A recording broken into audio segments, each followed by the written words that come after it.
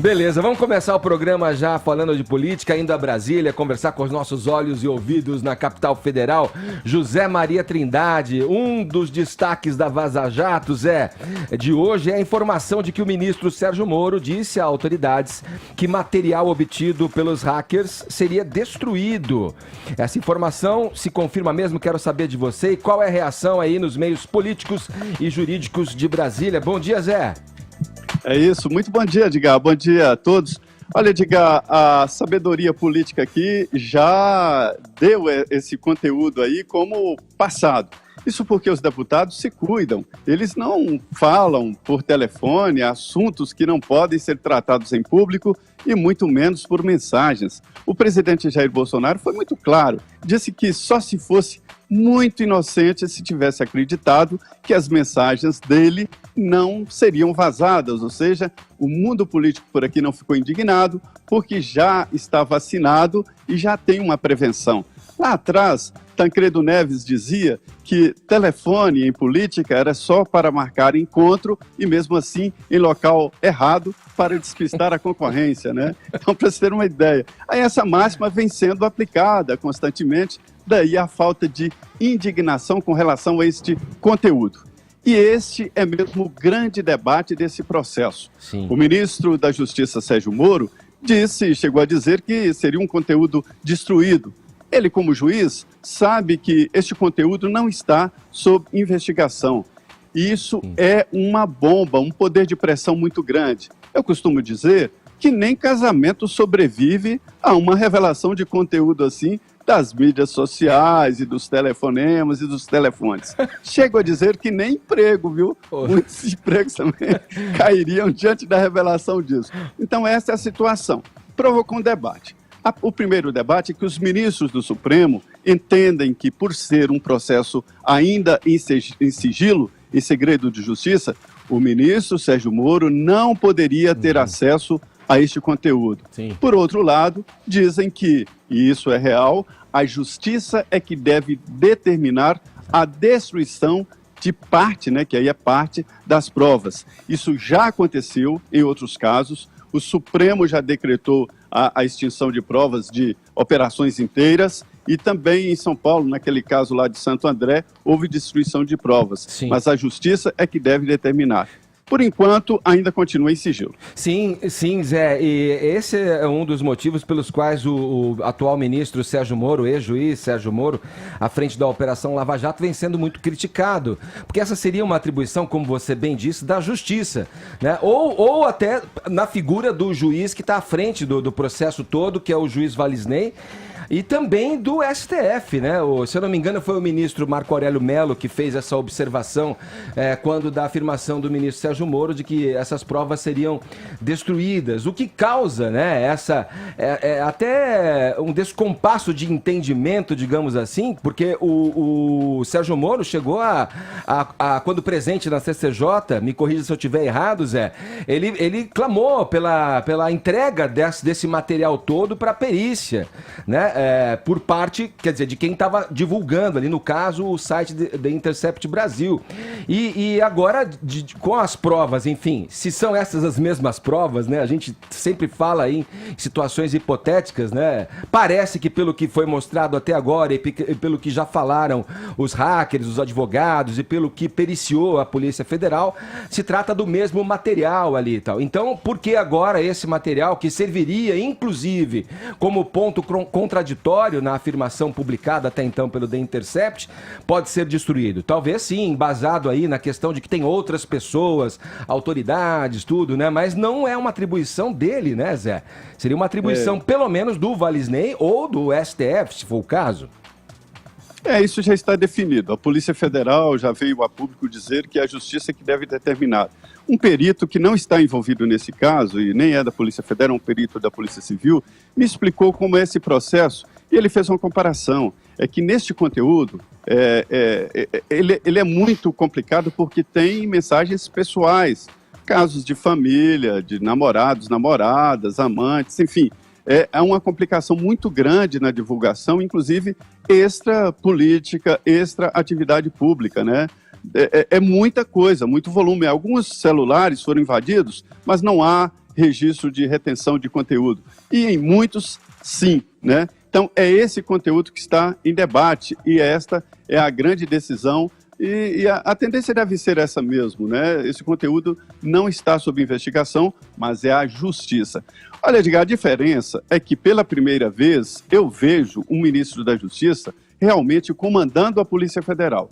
O ministro Sérgio Moro reforçou a posição da Polícia Federal no Ministério da Justiça em vários setores e tem a confiança dos delegados da Polícia Federal e, por isso mesmo, ele realmente comanda a Polícia Federal. Daí, esta posição dele de entender e de saber o conteúdo desta investigação.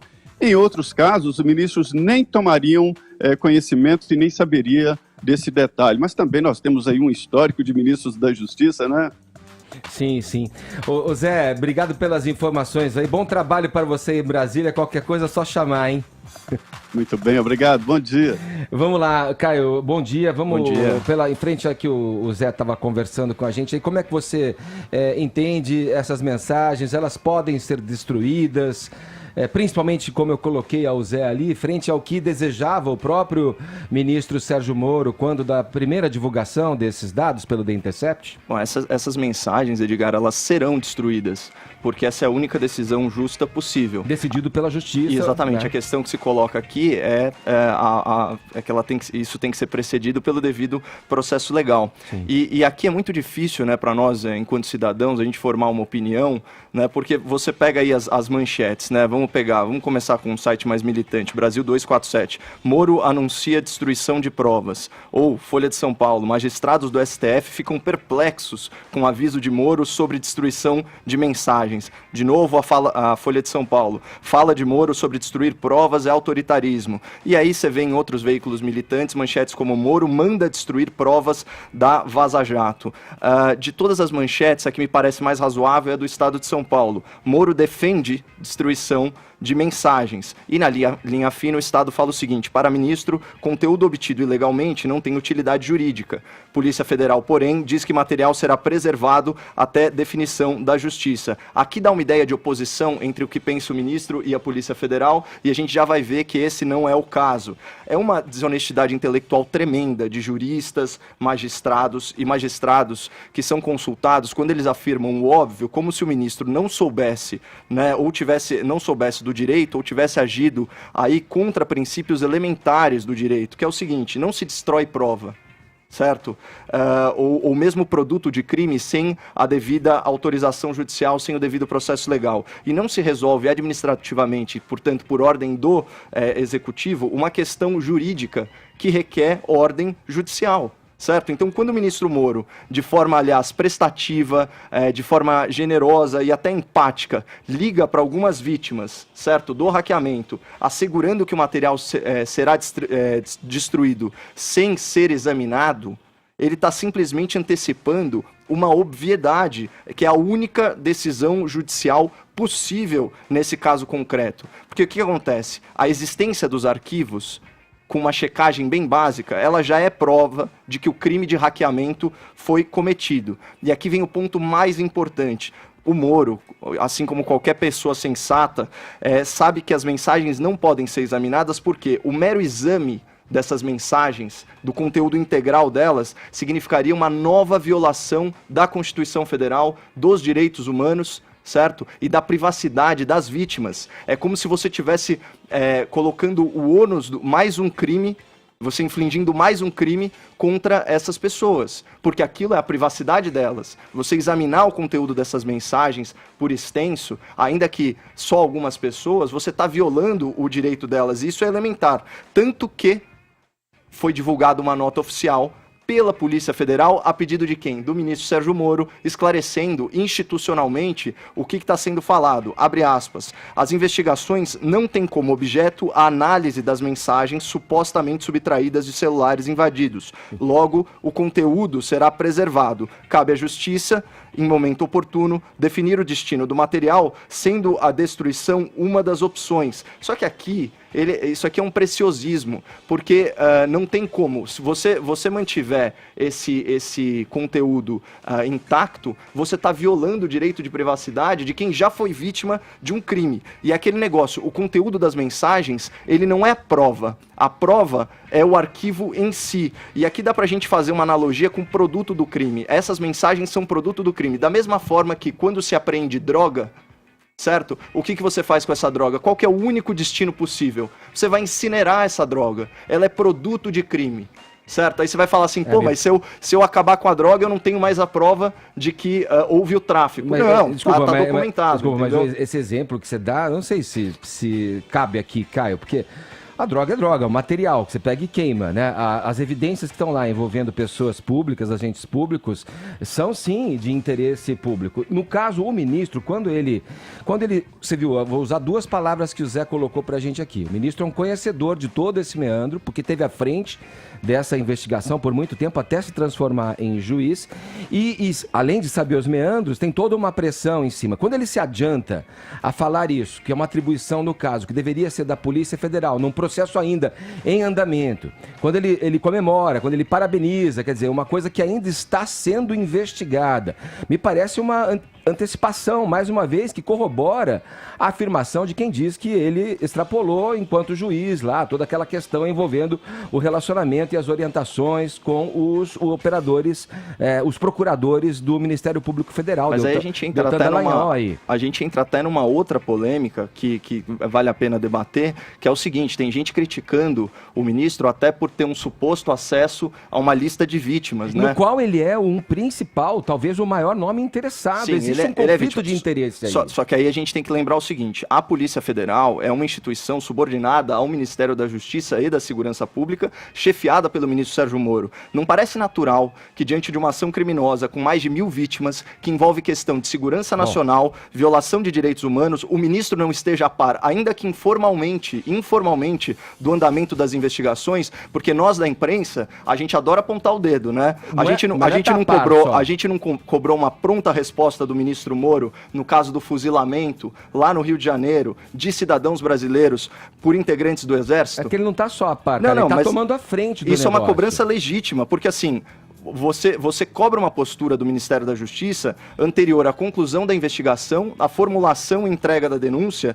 e, obviamente, ao julgamento do processo. Isso é normal. Como que um ministro pode dar uma satisfação à sociedade sem um mínimo de informação sobre os casos de repercussão nacional? Você acha que ele quer dar uma satisfação para a sociedade? Com certeza. Ele é o chefe, ele é o último chefe da Polícia Federal. Mas eu acho que ele, como maior interessado aí, porque é o que está sendo mostrado através das conversas, em suas atitudes, digamos, ilícitas, para dizer aqui, usar um termo aqui, ele é o maior interessado disso. Eu acho que quando ele faz e tem essas ações, ele continua tendo uma atitude que ele tinha revelado aí nas conversas, frente à 13ª Vara em Curitiba, junto aos procuradores. Ele, como ministro agora, o que eu considero razoável? Você falar, razoável que ele tenha esse entendimento e queira prestar um esclarecimento à sociedade. Posso pensar que razoável também seria ele, afastado do cargo, deixar que as coisas fluíssem com outra pessoa na direção do Ministério da Justiça e da Segurança Pública, para que as investigações corressem dentro de uma normalidade, com a maior isenção possível. Poderia pensar isso. O fundamental que a gente tem que ter aqui é que as ações do ministro, elas não podem prejudicar o réu, não podem prejudicar principalmente as vítimas, nem a investigação em si. Então, nesse sentido, o ministro ter algumas informações sobre o caso para prestar satisfação social, como é a sua função pública, não tem problema nenhum. O que não pode é ele intervir na investigação ou no processo, até porque, como você bem colocou, nesse caso ele é parte como vítima. E aqui, pessoal, a gente tem que frisar de novo, admitir prova ilegal é admitir que os fins justificam os meios. É aceitar que se cometa um crime para punir outro ilícito, mesmo que isso signifique violação de direitos humanos. Na Vaza Jato, isso é importante a gente falar, o crime foi o hackeamento e o direito humano violado foi a privacidade, conforme está na nossa Constituição, artigo 5º. Mas imagina se essas conversas, Edgar, tivessem sido vazadas e obtidas por meio de tortura. Aí o crime seria tortura certo? Bom, não é o que indicam. Bom, né, mas é uma as coisas, violação né, dos Cisco? direitos humanos também.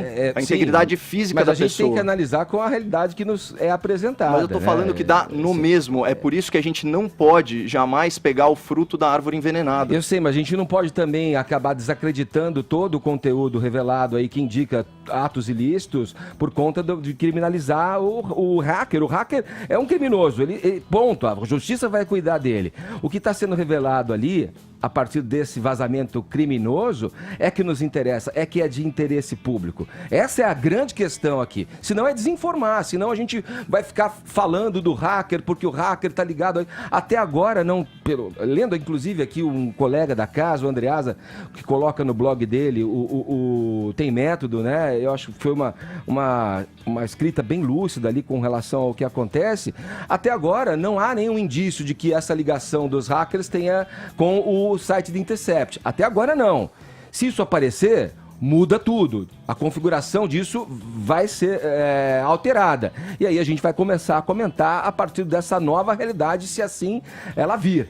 Agora, o que a gente tem na mão é o que está aí. E ficar apoiando aí o argumento em que é ilegal, o hacker, e não no conteúdo, eu acho que é desinformar. Poxa, a gente tem que analisar com as coisas que estão aí frente ao que vai surgindo. O conteúdo ele só pode ser tratado. O conteúdo ele só poderia ser tratado como prova se duas coisas acontecessem. Primeiro, que ele fosse submetido na sua integralidade à perícia, certo? Para testar a veracidade das mensagens. Tá na mão dele, né? Não. Isso eu tô falando do Intercept. Então, mas a matéria... É porque ele não confirmou se é o mesmo ou se não é. Então, mas se ele tem na mão, ele pode ver. Ele pode confirmar. Isso é a primeira coisa que ele tem que ver. Seria bom ele dizer pra gente se o que tá lá, que ele viu, é o que foi divulgado. E o Intercept deixar bem claro que esse hacker não é a fonte também. A gente colocou, é a mesmíssima situação. Mas aí você está forçando o jornalista a dizer sobre a fonte. O jornalista não pode. É só ele negar que a fonte é aquele hacker específico. Aliás, eu sugiro aí ao ouvinte da PAN que acesse os tweets do Glenn Greenwald. Ele caiu em contradição, porque ele deu um tweet dando a entender que de fato o hacker era a fonte e depois ele desdisse alguns minutos depois, talvez tenha sido um ato falho, ele deve estar sob muita pressão nesse momento. Sob pressão estamos todos, né? Inclusive nós que comentamos e observamos isso. Matheus, vamos em frente, meu Vamos em frente. Inclusive o ministro, né? Que se antecipou várias vezes ali de maneira ansiosa, até dando parabéns a uma investigação que está em curso ainda. Enfim...